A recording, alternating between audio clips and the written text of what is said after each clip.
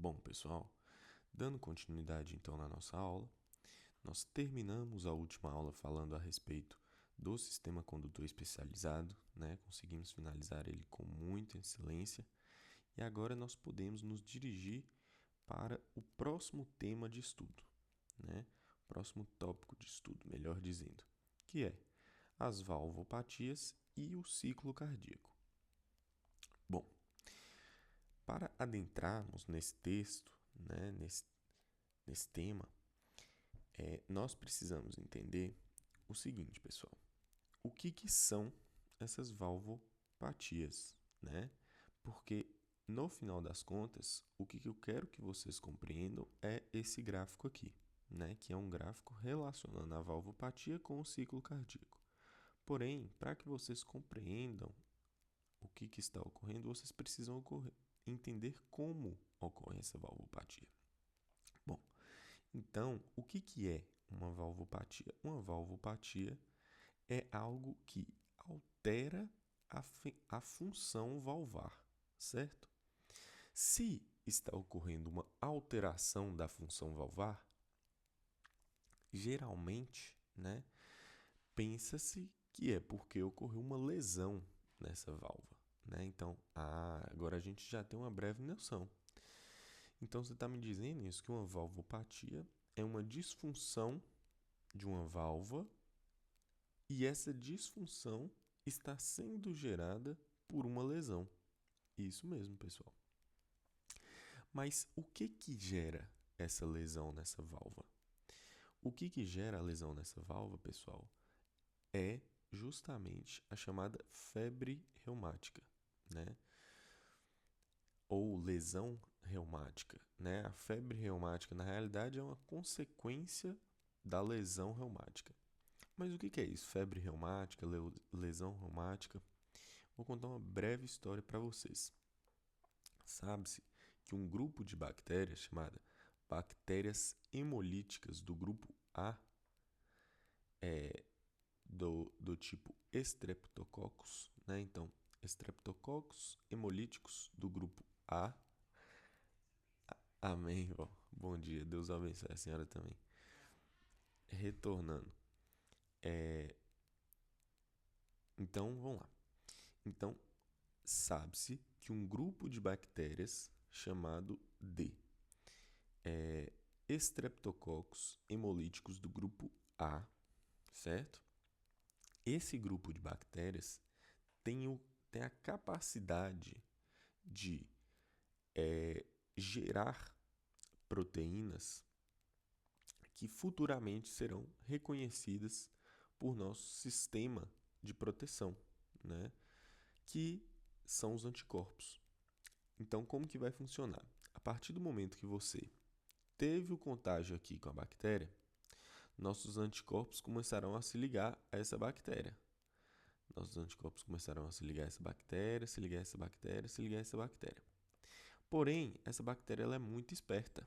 O que ela faz? Ela produz um tanto de proteínazinha. Né? Ela produz um tanto de proteína. E essas proteínas, pessoal, têm uma característica de ter um reconhecimento pelo sistema nosso de anticorpos muito parecido com os anticorpos que iriam atacar as células cardíacas. Então, como assim? Você tem uma bactéria que é Streptococcus hemolíticos do grupo A, nossos anticorpos primeiro reconhecem ela. Tudo bem, isso nós entendemos. Depois, ela produz proteínas. Essas proteínas terão características parecidas com as características das proteínas presentes no miocárdio, né? no músculo cardíaco, né? No coração de forma geral. Então, e onde especificamente no coração? Nas válvulas, entendeu? Então, essas proteínas produzidas por essas bactérias, por elas terem características estruturais, membranosas, né? Por elas conterem essas características que são parecidas com as características estruturais membranosas das válvulas cardíacas, que os anticorpos fazem depois de serem sensibilizados? Eles começam a atacar as válvulas cardíacas. Entenderam? Então, é esse que é o grande problema dessa bactéria. Porque o nosso sistema de anticorpo funciona da seguinte forma. Se você não mexe com ele, ele fica quietinho. Agora, a partir do momento que você sensibiliza ele, o que é sensibilizar? É você dar a ele um estímulo para que ele comece a produzir um anticorpo para aquele determinado estímulo e aí ele vai produzir anticorpo para aquele determinado estímulo. Então, antes de você entrar em contato com a bactéria streptocócica, ele não produzia anticorpo para a bactéria streptocócica. A partir do momento que você entrou em contato, ele começou a produzir anticorpo para a bactéria streptocócica, hemolítica do grupo A, e começou a produzir anticorpo para as proteínas que essa bactéria hemolítica do grupo A produz. Pelo fato dessas proteínas terem estruturas parecidas com as válvulas cardíacas, o mesmo anticorpo que se liga a essas proteínas se ligará à válvula cardíaca, né? E qual é o problema disso? O anticorpo, ele tem o objetivo de gerar a destruição de algo. E ele se ligando à válvula cardíaca, ele acaba gerando uma lesão na válvula cardíaca. E é aí que nós retomamos para a valvopatia. Então, a valvopatia que nós iremos tratar aqui está relacionada a uma lesão nas válvulas cardíacas, promovida principalmente por conta dessa reação cruzada do anticorpo, que, ao ser sensibilizado pela bactéria, começa a atacar também o tecido valvar cardíaco. Certinho? E aí, pessoal, que na medida em que ocorre esse ataque de anticorpo à válvula cardíaca, vai começar a ocorrer uma lesão nessa válvula, e essa válvula ela vai ser lesionada, cicatrizada, lesionada, cicatrizada, lesionada, cicatrizada. E fica nesse ciclo. Por quê?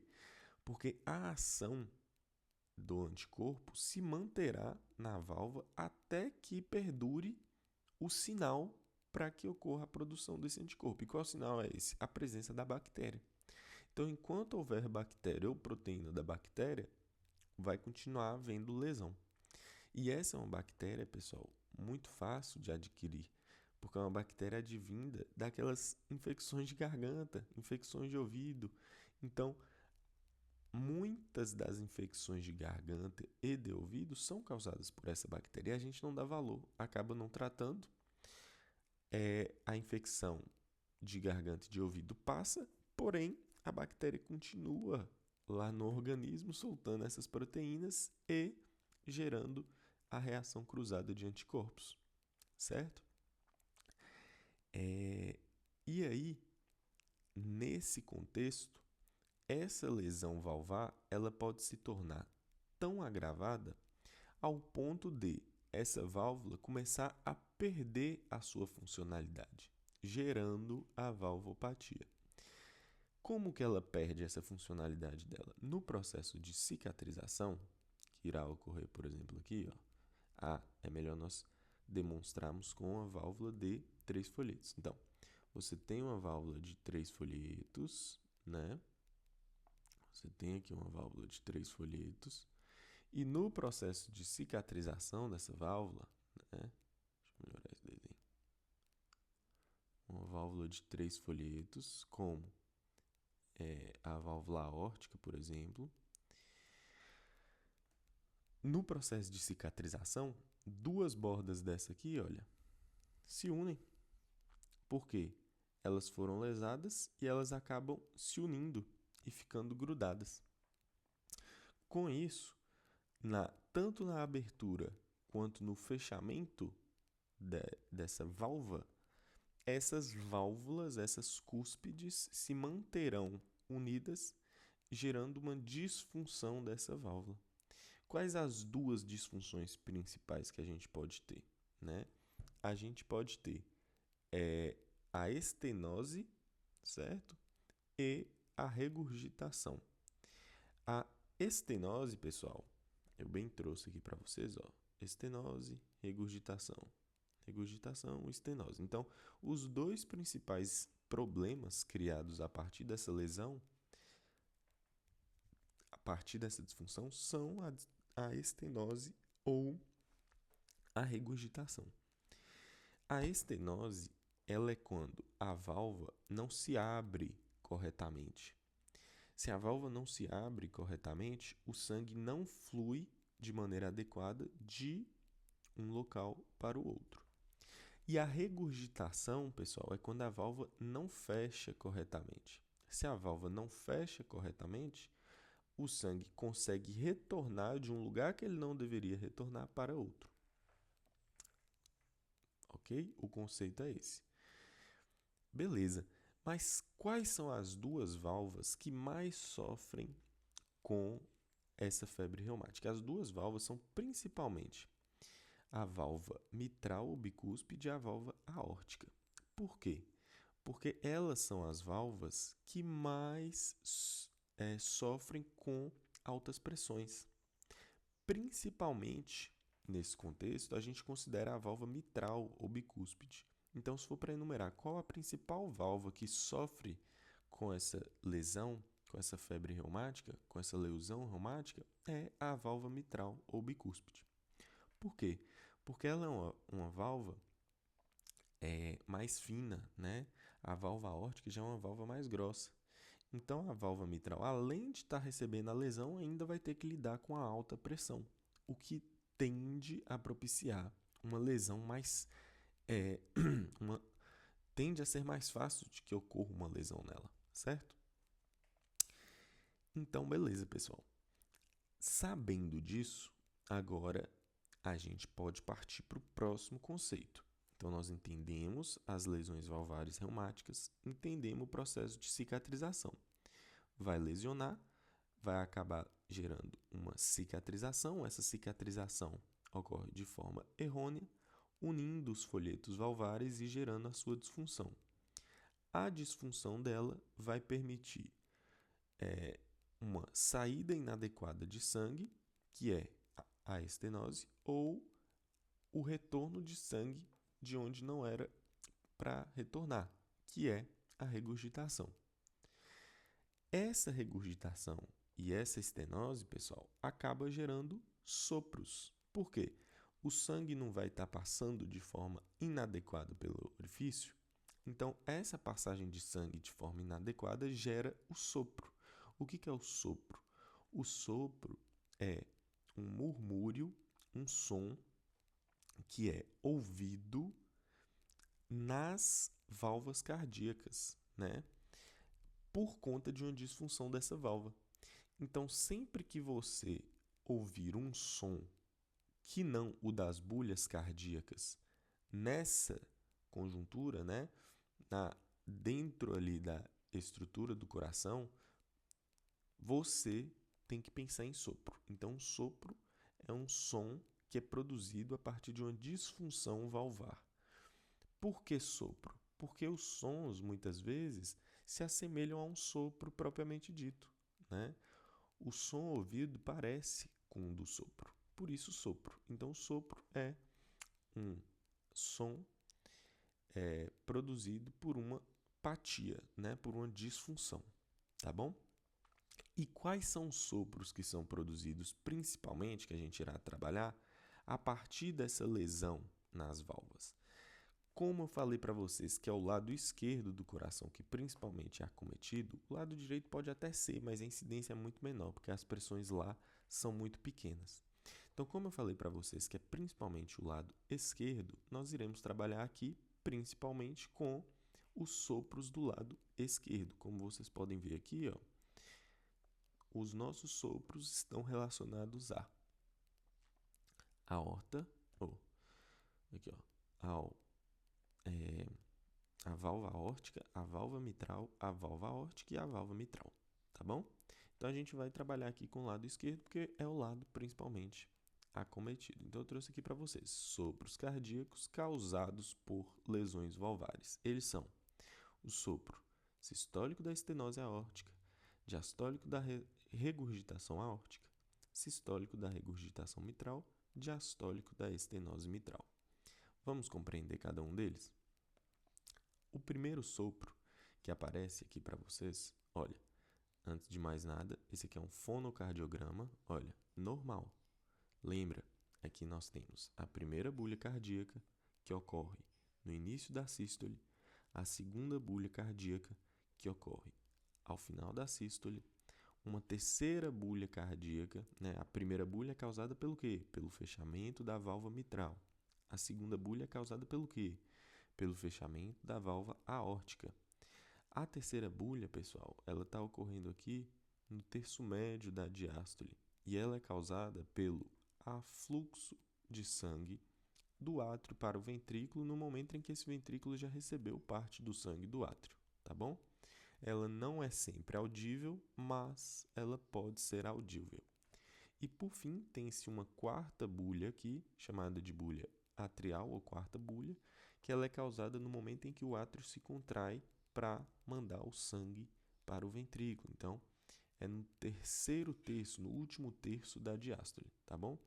A terceira bulha e a quarta bulha nem sempre são audíveis, mas elas podem ser audíveis de maneira natural, tá? Não significa que por você ter uma terceira bulha ou uma quarta bulha, isso seja algo patológico. Por quê? A terceira ocorre no terço médio, é causada pelo sangue que está vindo do átrio e vai para o ventrículo, já no terço médio, e a quarta bulha ou atrial ocorre no terço distal, né, no último terço, e é causada no momento que o átrio se contrai, mandando mais sangue para o ventrículo. Mas aqui são as duas bulhas principais, primeira e segunda. Fechamento da válvula mitral, fechamento da válvula bicúspide. Tudo bem. Aí, nós agora vamos tratar dos sopros. O primeiro sopro que nós iremos tratar é o sopro da estenose aórtica, né? Se o termo aqui é estenose, pessoal, olha, se o termo aqui é estenose, significa que a válvula aórtica está estenosada. Se a válvula aórtica está estenosada, o que eu falei para vocês? A estenose é um problema que dificulta a passagem de sangue de um lugar para outro. Ou seja, se a válvula aórtica está estenosada, significa que a válvula aórtica está dificultando a passagem de sangue do ventrículo esquerdo para a artéria aorta. Não é isso?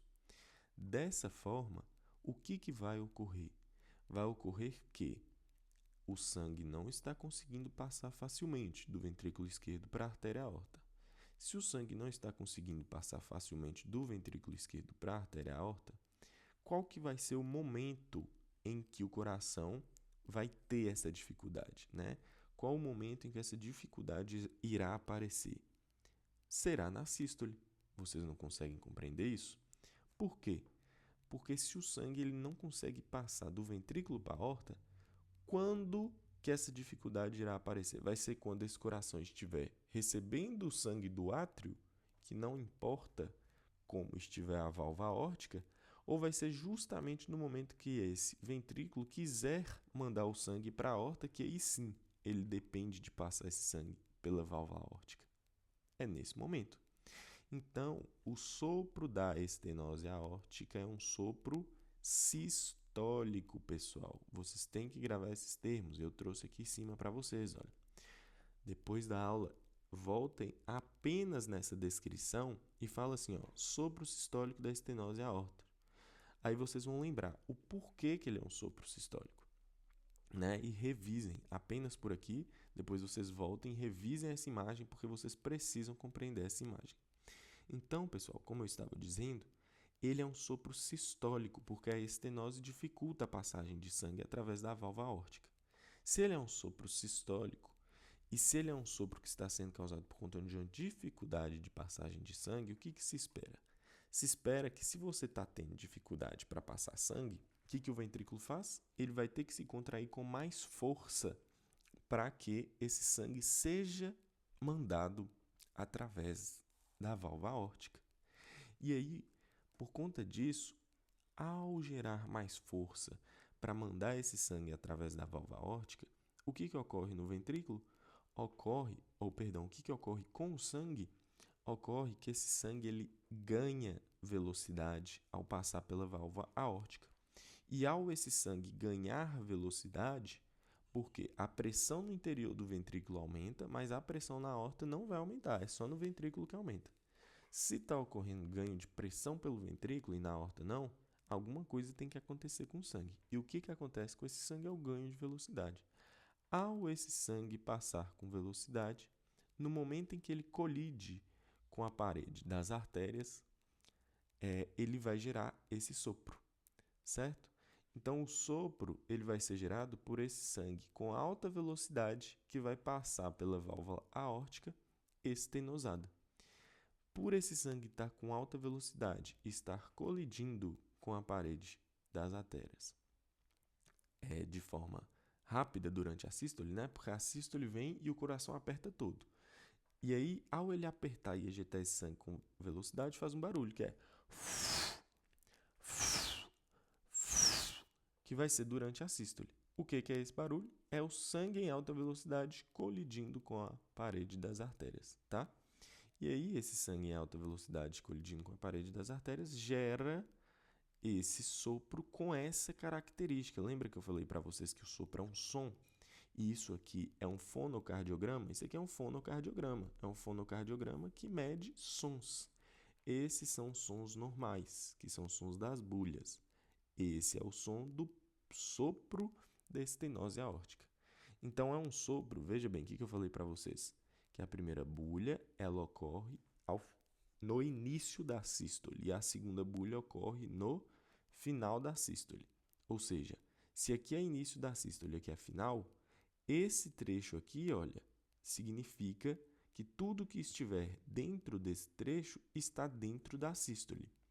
E tudo que estiver dentro desse trecho aqui está dentro da diástole. Não à toa eu trouxe aqui para vocês, ó, sístole está dentro desse trecho, diástole está dentro deste outro trecho, né? Tudo bem? Então, pessoal, esse é um som que irá ocorrer durante a sístole. E qual que é a característica do sopro da estenose aórtica? Esse é um sopro, esse é um som que tem esse gráfico em formato de diamante, né? Em formato de losango, em formato de diamante. E ele tem essa característica de começar mais fraco, aumentar a intensidade e depois diminuir a intensidade de novo, ó, formando uma espécie de losango. Vocês conseguem perceber? E por que isso ocorre? Porque na medida, lembrem que a sístole ela começa ali a 81 milímetros de mercúrio e sobe até 120. Então, esse coração vai ganhando pressão, né? Que nesse caso aqui ele vai ter que ganhar mais pressão ainda do que isso, para mandar esse sangue através da aorta. Tudo bem? Então, essa é a característica do sopro aórtico, é um sopro forte, facilmente audível e que ocorre durante toda a sístole. Tá vendo? É um sopro que ocorre durante toda a sístole. Beleza. Com essa característica de aumentar a intensidade e depois diminuir. Show de bola. O próximo sopro é o sopro da regurgitação mitral. Lembrem a definição de regurgitação mitral. A regurgitação é uma apatia valvar que vai permitir o retorno de sangue de um local para outro. Nesse caso, se é uma regurgitação mitral, significa que o sangue está retornando através da válvula mitral. A válvula mitral é que separa o átrio esquerdo do ventrículo esquerdo. Se o sangue está retornando através da válvula mitral, significa que o sangue está retornando do ventrículo esquerdo para o átrio esquerdo. E quando que isso vai ocorrer, pessoal? Isso vai ocorrer também na sístole ventricular, tá bom? Então, por que vai ocorrer na sístole ventricular? Porque o sangue ele não iria retornar do ventrículo para o átrio de uma maneira natural, já que o ventrículo está localizado abaixo do átrio. Então, para que esse sangue retorne, o ventrículo tem que fazer uma força. E quando que o ventrículo estará fazendo força? O ventrículo estará fazendo força justamente na sístole, porque na diástole ele está relaxado. Então, o sopro da regurgitação mitral também é um sopro sistólico. Aqui ele no gráfico para nós, pessoal. Vocês estão vendo? E por que esse sopro ele é causado? Ele é causado porque a válvula mitral agora que foi a lesionada, né? No sopro de cima foi a válvula aórtica que foi lesionada, acabou cicatrizando e gerando estenose, que é um estreitamento, né? Estenose é a mesma coisa que estreitamento da válvula por conta do processo de cicatrização. Já nesse segundo exemplo, é a válvula mitral que foi lesionada. E ela foi cicatrizada de tal forma que ela está permitindo a regurgitação. A regurgitação é causada por quê? Porque a válvula não se fecha corretamente. Então, estenose é uma cicatrização que impede a abertura correta. Regurgitação é uma cicatrização na válvula que impede o fechamento correto. Então, a válvula mitral que foi lesionada não está fechando corretamente e, com isso, no momento em que esse ventrículo se contrai durante a sístole, sangue volta do ventrículo para o átrio, gerando um som, gerando um sopro. Porque, mais uma vez, se o sangue passa através de um orifício pequeno, ele ganha velocidade. Se ele ganha velocidade, ele colide com as paredes e a vibração desse som através da colisão do sangue com as paredes gera o sopro. Tudo bem? Então é o ganho de velocidade que promove o sopro, tá bom? Pelo sangue. A característica do sopro da regurgitação mitral é que é um sopro sistólico, né? Mas é um sopro de não muito forte, tá? Com baixas intensidades, como vocês podem ver aqui no gráfico, ó, ele é um sopro um tanto quanto mais fraco em comparação com o sopro da estenose aórtica, né? E que ocorre também durante toda a sístole, principalmente no início até o terço médio da sístole. No final ele fica bem fraquinho, muitas vezes nem é audível, mas ele perdura até lá. Beleza? Show de bola, pessoal. Então essas características vocês têm que gravar. Um sopro que é causado durante a sístole. Ah, tá. Aí você já tem duas opções, que pode ser o sopro da estenose aórtica ou da regurgitação mitral. Além disso, esse é um sopro de alta amplitude, forte, em formato de diamante, em formato de losango, que ocorre durante toda a sístole. Aí você já pensa no sopro da estenose aórtica. Este é um sopro de baixa amplitude, que ocorre principalmente no primeiro e no segundo terço da sístole. Então você já pensa no sopro da regurgitação mitral, tá bom? Vamos dar sequência? O próximo sopro que nós precisamos mencionar é o sopro da regurgitação aórtica. Regurgitação, sangue está retornando. Por onde? Pela válvula aórtica. Então essa válvula aórtica agora não fecha corretamente, né? Se ela não fecha corretamente, ela vai possibilitar que o sangue retorne através dela. Então, o sangue vai retornar da artéria aorta para o ventrículo esquerdo. E quando que esse sangue vai retornar? Na sístole, o ventrículo está contraindo. Então, ele está vencendo a pressão da artéria aorta. Logo, o único momento que esse sangue consegue retornar é justamente durante a diástole, que é quando o ventrículo está relaxando, ele relaxou após a sístole, e aí ele parou de vencer a pressão aórtica. Logo, agora a pressão aórtica está maior. Com isso, ela consegue mandar sangue de volta. Então, pessoal, o sopro da regurgitação aórtica é um sopro diastólico, porque ele ocorre quando o ventrículo está relaxado. E como a aorta ela tem uma alta pressão, esse sangue também ganha velocidade. Ele vai colidir com as paredes ventriculares e com o sangue no interior do ventrículo e vai promover uma sonorização, que é o sopro aórtico da regurgitação aórtica, o sopro da regurgitação aórtica. Se ele é um sopro com ganho de velocidade E se ele é um sopro causado pelo retorno de sangue da artéria aorta, que é um sangue com alta pressão, ele também vai ser um sopro forte. Então, se nós pensamos em um sopro forte, de intensidade, de boa intensidade, durante a diástole, a gente tem que lembrar do sopro causado pela regurgitação aórtica. Ele é um sopro que ocorre durante toda a diástole, veja bem, com maior intensidade durante o primeiro terço e o terço médio da diástole. Depois ele fica mais fraquinho, mas ele permanece ocorrendo. Mas é um sopro que ocorre durante toda a diástole. E por fim, nós temos o sopro causado pela estenose mitral. Estenose, estreitamento. Quem está estreitando? A válvula mitral.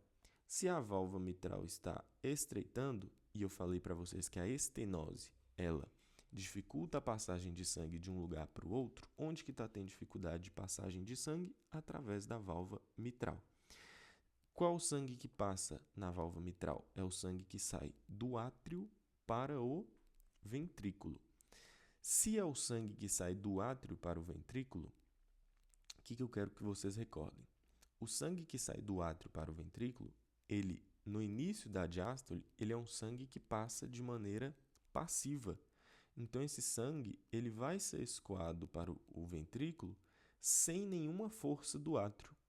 A própria pressão do sangue gera a abertura da válvula mitral ou bicúspide e esse sangue flui naturalmente para o ventrículo.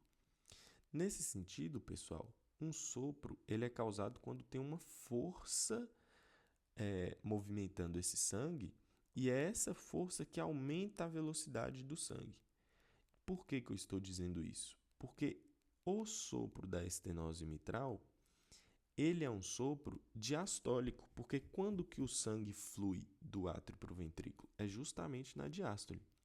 Porém, no início dessa diástole, esse sangue flui de maneira natural, sem ganho de força, sem ganho de velocidade. Logo, pessoal, esse sopro da regurgitação mitral, ele só vai ser percebido a partir do momento em que esse sangue ganha força. E quando que esse sangue ganha força, principalmente? É durante, pessoal, a contração atrial, tá? Como vocês podem ver aqui, ele já começa no terço médio da diástole. Mas por que ele começa aqui? Bem fracamente, né? Eu quero que vocês percebam isso.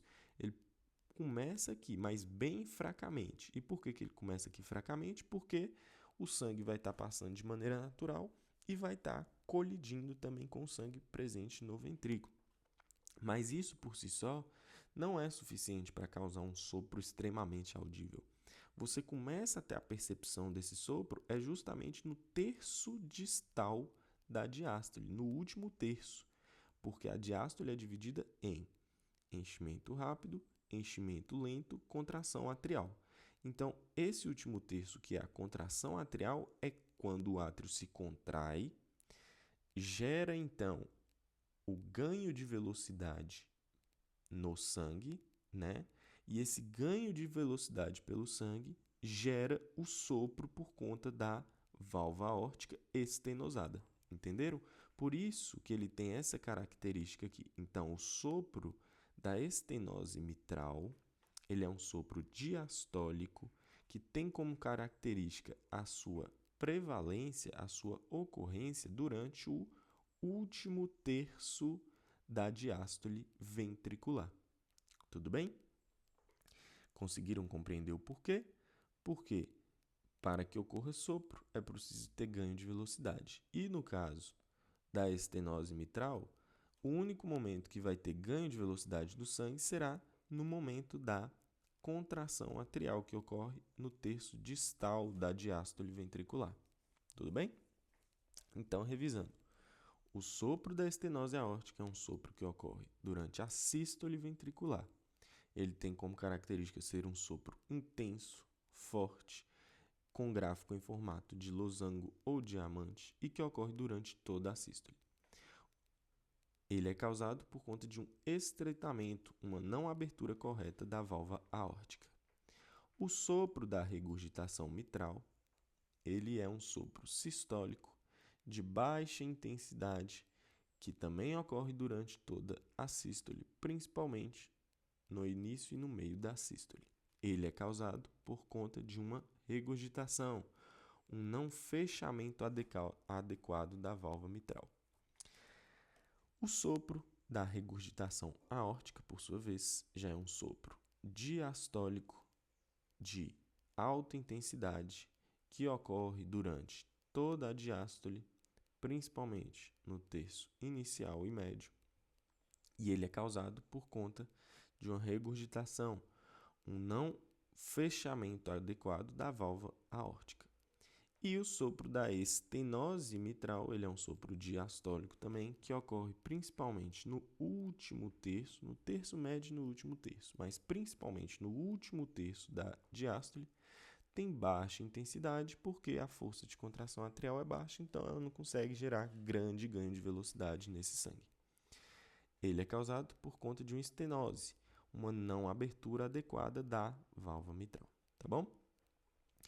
A persistência desse ducto arterioso, pessoal, já é um sopro congênito, né? Que não é objetivo de estudo, então não precisem se preocupar com ele, tá bom? Mas, a título de curiosidade, né, é legal mencionar que o ducto arterioso é um ducto que conecta a artéria pulmonar à artéria aorta no bebê que ainda está dentro da barriga. Por quê? Porque o pulmão desse bebê está colapsado. Então, o corpo entende que não há como ocorrer troca pelo pulmão.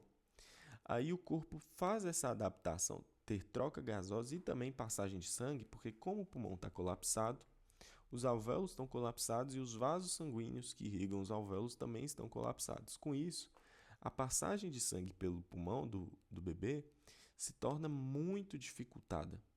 Para isso, o corpo faz uma adaptação, que é o ducto arterial. Esse ducto arterial conecta a artéria pulmonar à artéria aorta.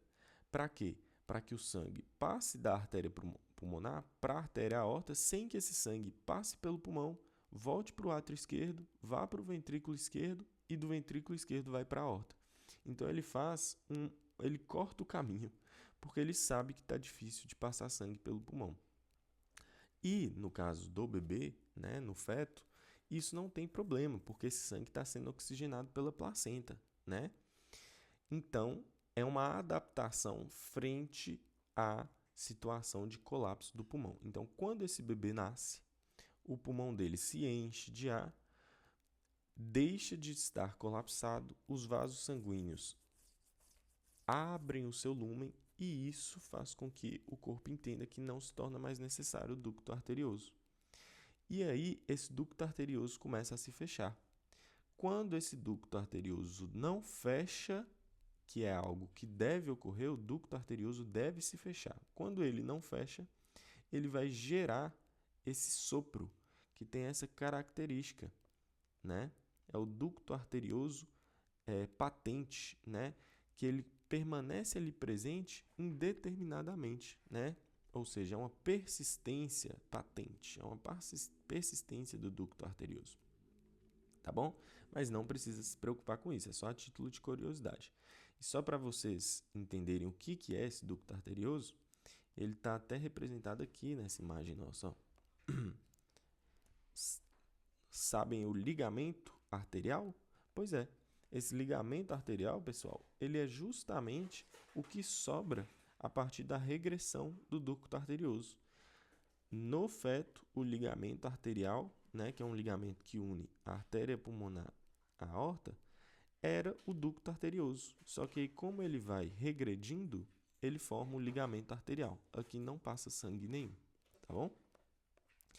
As teorias que explicam por que esse ducto arterioso ele involui, dizem que é por conta da concentração de oxigênio. Como a concentração de oxigênio vai estar muito alta nesse sangue aórtico, esse sangue aórtico vai começar a passar através da aorta para a artéria pulmonar. E sabe-se que há um mecanismo intrínseco no músculo liso de contração a partir do oxigênio. Então, quanto maior a concentração de oxigênio, que esse ducto arterioso não estava acostumado a lidar, esse oxigênio vai ativar um mecanismo de contração no músculo liso presente nesse ducto arterioso, e essa contração vai fechar o seu lúmen até o ponto dele colabar também e regredir, involuir, formando o ligamento arterial. Fechou? Matamos então essa parte dos sopros. Podemos passar para os mecanismos de ação, né? Mecanismo de ação da digoxina, mecanismo de ação do propanolol, e para isso eu vou gravar uma outra aula.